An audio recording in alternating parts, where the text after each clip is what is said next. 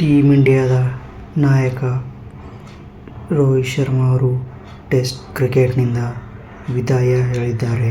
ಹೌದು, ಈ ವಿಷಯವು ಭಾರತದ ಅಭಿಮಾನಿಗಳಿಗೆ ಮತ್ತು ರೋಹಿತ್ ಶರ್ಮಾ ಅವರ ಅಭಿಮಾನಿಗಳಿಗೆ ಬೇಸರದ ವಿಷಯ ಅಂತಲೇ ಹೇಳಬೇಕು.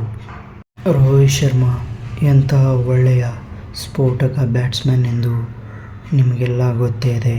ಹೌದು, ಭಾರತದ ಪರ ಓಪನರ್ ಆಗಿ ಕಣಕ್ಕಿಳಿದು ಅದ್ಭುತ ಇನ್ನಿಂಗ್ಸ್ಗಳನ್ನು ಆಡಿದ್ದರು ರೋಹಿತ್ ಶರ್ಮಾ. ಹೌದು, ಟೆಸ್ಟ್ ಕ್ರಿಕೆಟ್ನಲ್ಲೂ ಕೂಡ ತಮ್ಮದೇ ಆದ ಛಾಪನ್ನು ಮೂಡಿಸಿದರು ರೋಹಿತ್ ಶರ್ಮಾ.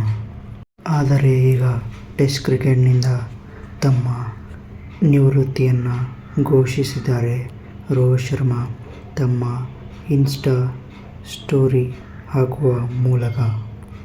ಕಾರಣ ಇಷ್ಟೇ, ತಮ್ಮ ಕ್ರಿಕೆಟ್ನ ಅವಧಿ ಮುಗಿಯಲು ಬಂದಿದೆ. ಅಂದರೆ ಅವರಿಗೆ ಈಗಾಗಲೇ 35+ ಅಂದರೆ 35ಕ್ಕಿಂತ ಹೆಚ್ಚು ವಯಸ್ಸಾಗಿದೆ. ಸೊ ಟೆಸ್ಟ್ ಕ್ರಿಕೆಟ್ ತುಂಬಾ ಲಾಂಗ್ ಫಾರ್ಮ್ಯಾಟ್ ಇರುತ್ತೆ. ಈ ಕಾರಣದಿಂದಾಗಿಯೇ ರೋಹಿತ್ ಶರ್ಮಾ ಯುವ ಆಟಗಾರರಿಗೆ ತಂಡದಲ್ಲಿ ಸ್ಥಾನ ಸಿಗಲಿ ಎಂದು ತಮ್ಮ ನಿವೃತ್ತಿಯನ್ನು ಘೋಷಿಸಿದ್ದಾರೆ ಟೆಸ್ಟ್ ಕ್ರಿಕೆಟ್ನಲ್ಲಿ. ಕಳೆದ ವರ್ಷ T20 ವಿಶ್ವಕಪ್ ಗೆದ್ದ ನಂತರ T20ಯಿಂದ ಕೂಡ ನಿವೃತ್ತಿಯನ್ನು ಘೋಷಿಸಿದರು ರೋಹಿತ್ ಶರ್ಮಾ. ಟೆಸ್ಟ್ ಕ್ರಿಕೆಟ್ನಲ್ಲಿ ರೋಹಿತ್ ಶರ್ಮಾ ಅವರ ರಿಟೈರ್ಮೆಂಟ್ ನಂತರ ಕ್ಯಾಪ್ಟನ್ಸಿ ಯಾರಿಗೆ ದೊರೆಯುತ್ತದೆ? ಹೌದು, ನಮ್ಮ ಕನ್ನಡಿಗ KL ರಾಹುಲ್ಗೆ ಟೆಸ್ಟ್ ಕ್ರಿಕೆಟ್ನಲ್ಲಿ ಈ ಒಂದು ದೊಡ್ಡ ಸ್ಥಾನ ಸಿಗುತ್ತಾ ಅಂತ ಕಾದು ನೋಡಬೇಕು.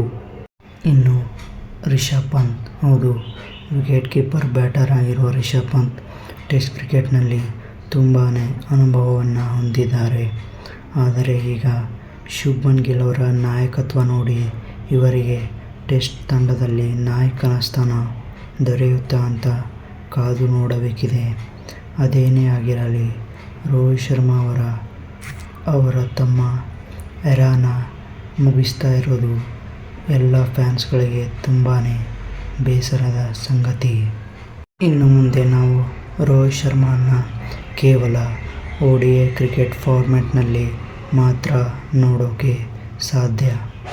ರೋಹಿತ್ ಶರ್ಮಾನ ಟೆಸ್ಟ್ ಕ್ರಿಕೆಟ್ನಲ್ಲಿ ಮಿಸ್ ಮಾಡ್ತಾ ಇದ್ದರೆ ಕಾಮೆಂಟ್ನಲ್ಲಿ "we miss you hit man Rohit Sharma" ಎಂದು ಕಾಮೆಂಟ್ನಲ್ಲಿ ಬರೆಯಿರಿ.